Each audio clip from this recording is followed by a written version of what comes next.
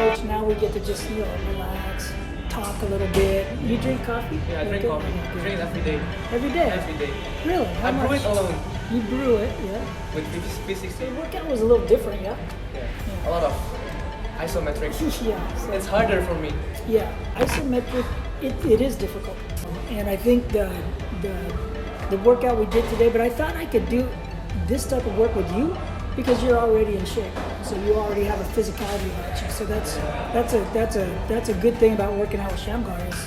Yeah, I'm competing with you, right? Yeah, we can do something. So yeah, you graduated from UPH. Yeah. You're in business. Are you enjoying that? Yeah, I like it. Yeah, you like being your own boss. Yeah. I think most people, they want a little bit of the freedom to act and react. In fact, that's an interesting thing. That's actually what freedom is. Our little Max guy. The dark roast they have now is pretty good. Congratulations, Max. You're doing okay. Industry you're in, the business that you work, the friends at which you have, the relationships, you are a free man. You're a grown stinking man, yeah? Yeah. 25? 25. Yeah. Now you got to make a decision about which industry you want to be a part of. But do you remember, I was the one that made a lot of bad decisions in the team, right? Yes. It's like everything in the game. Yes. Bad pass, bad shot. But you were learning. See, that's what we believe in process. Yeah. That was because I'm afraid. Yeah. I'm afraid of you, right? Yes. He was afraid of me, and that hindered your performance. Yeah. Because the fellas would tell me, Coach, Shamgar's really good. I mean, when we just play, he's like unstoppable. And then I would come to practice, and then I'd be like, where's that guy? Right? Now, you're growing, you're looking at life in a bigger perspective, and there's no fear, yeah? A little bit. Still, fear is part of life, right? But we want to eliminate that because fear and faith don't coexist.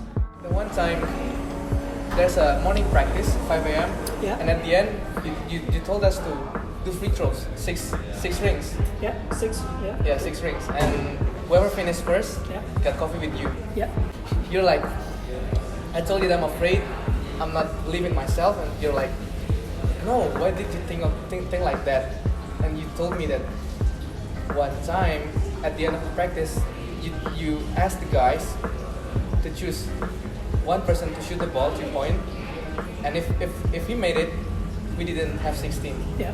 Or you choose one guy to sprint for you guys, 8 reps for 25 seconds, I think. Okay. And they choose me for take that run.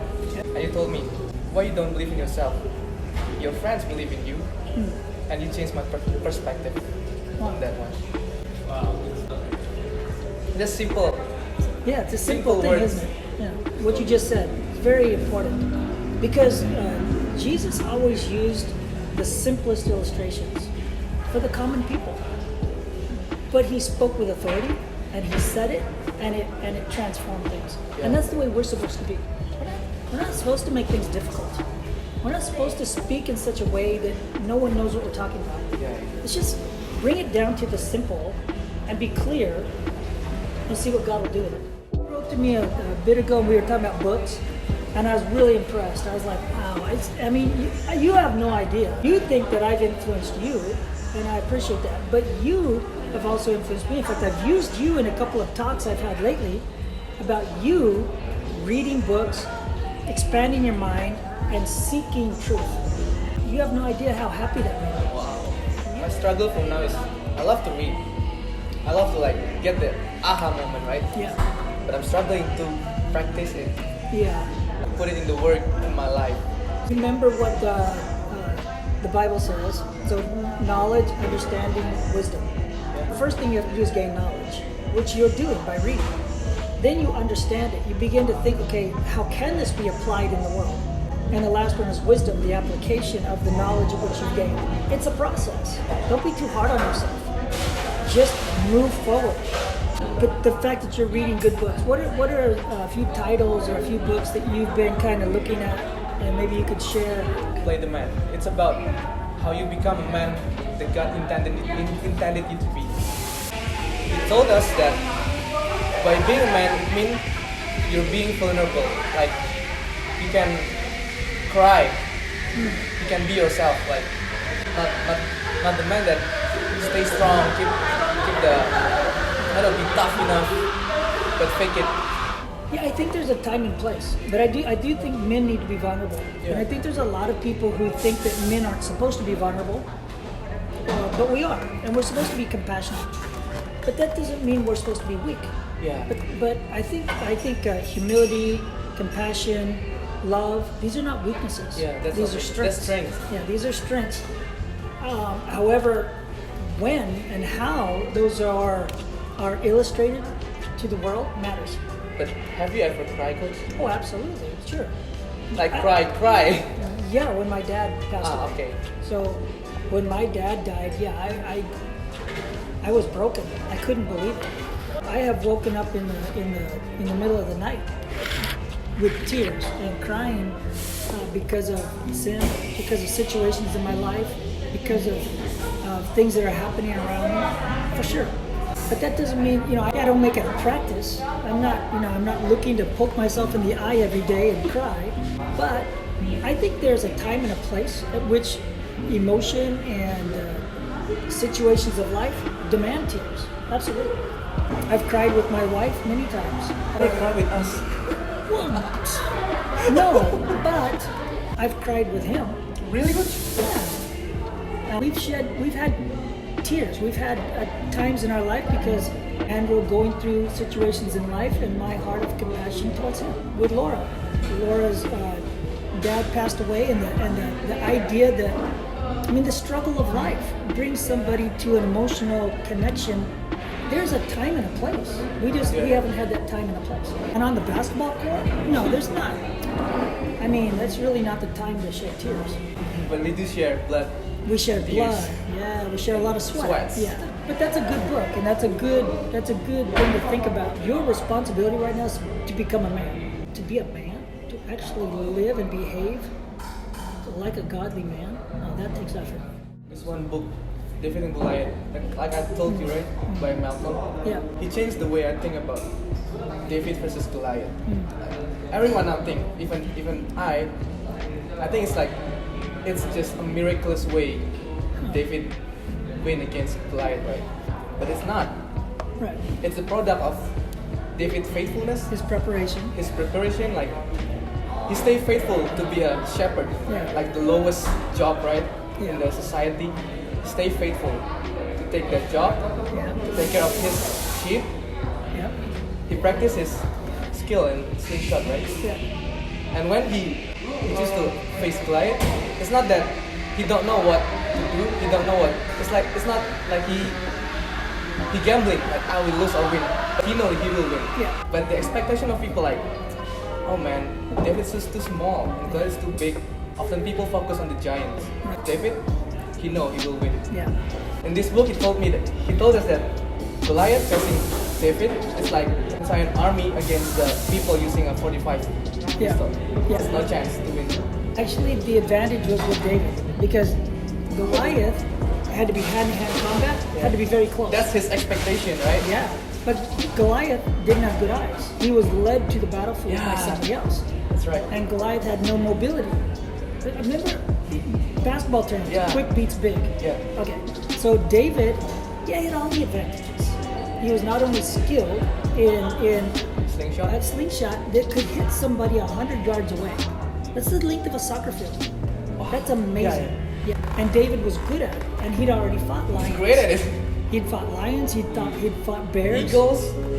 Moving. He knew what he was doing, but he took the preparation which God gave him, and then the faith to actually do it. Yeah. That's what you're struggling with. So right. David had the knowledge, he had the understanding, but did he have the faith, the wisdom to just go do it?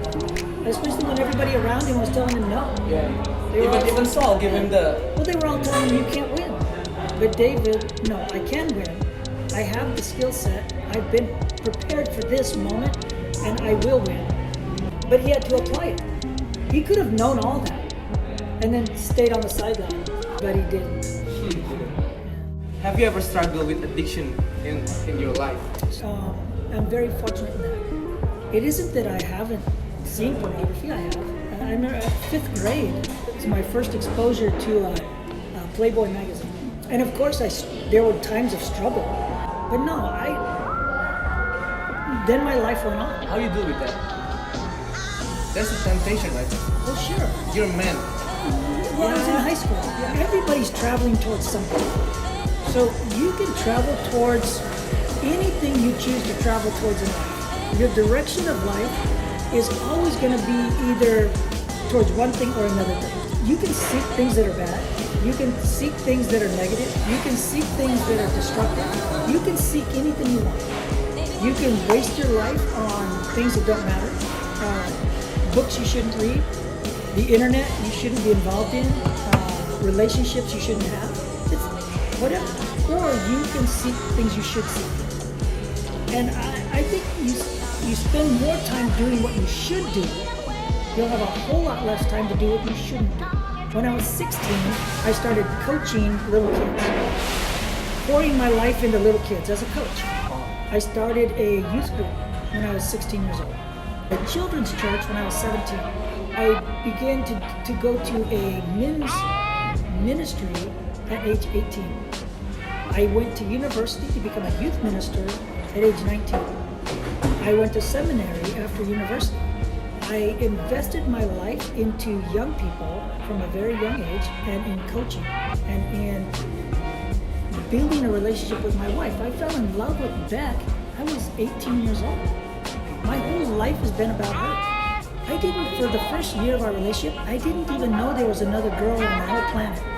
My total focus was her. Every piece of money I made was for her. Everything we did, my whole life was centered around her. So I'm constantly seeking to do the right thing, so I had no time for the wrong thing. That's why idleness or laziness is a destructive thing Just for like young David. men. Yeah, it's destructive for young men. David didn't go to battle with the army. He stayed back, and then he ended up with the sheep. I mean, that's the way life is. So it's not that I haven't had struggles. I have. I'm not perfect. There's sin in my life, and there's things I wish I hadn't done. And there may be things in the future. I don't know. But what am I traveling towards? What am I working towards? And I think everybody out there also needs to make those decisions. What is your life moving towards?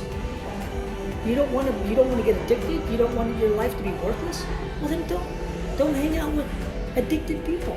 Don't hang out with worthless people, and don't fixate on bad things. But what do you say about the gospel, right? His heart is for the broken. His heart is for the sinners, right? It's not for the good people, you know? No, there are no good people. Yeah, there are no good people. Yeah, that's right. I don't see any good people. You're not, and I'm not. So Yeah, I'm not. Where are they? Yeah, Jesus' heart is for us.